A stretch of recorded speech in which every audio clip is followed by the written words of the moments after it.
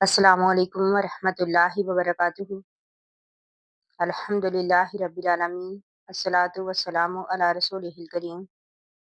अम्मा बाद फ़अऊज़ु बिल्लाहि मिनश शैतानिर रजीम। बिस्मिल्लाहिर रहमानिर रहीम। मौजूद सामियत, अगर आप ये वीडियो देख रहे हैं तो ये इत्तेफाक नहीं, शायद अल्लाह ताला आपको एक ख़ास पैगाम देना चाहते हैं।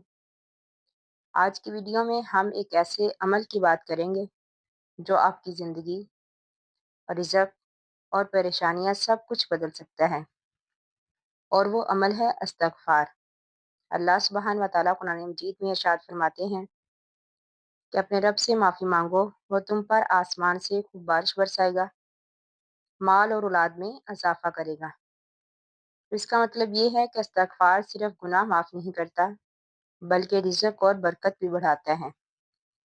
तो मैं आपके साथ एक ज़बरदस्त वाक़या शेयर करती हूँ। एक शख्स हज़रत हसन बसरी रहमहुल्लाह के पास आया और बोला कि मेरे पास रिज़्क़ कम है, यानी उसने रिज़्क़ की तंगी की शिकायत की। तो आपने फरमाया इस्तग़फ़ार करो, अल्लाह ताला रिज़्क़ में बरकत पैदा करेगा। इसी तरह दूसरा शख्स आया, उसने कहा कि बारिश नहीं हो रही। आपने फिर फरमाया कि इस्तग़फ़ार करो, यानी इस्तग़फ़ार से अल्लाह ताला तुम पर बारिश बरसाएगा। इसी तरह तीसरा शख्स आया और उसने कहा औलाद नहीं है। आपने फिर फरमाया कि इस्तग़फ़ार करो, क्योंकि ये अल्लाह ताला का वादा है कुरान मजीद में कि जो शख्स इस्तग़फ़ार करता है, अल्लाह ताला उसके माल और औलाद में इजाफा करता है।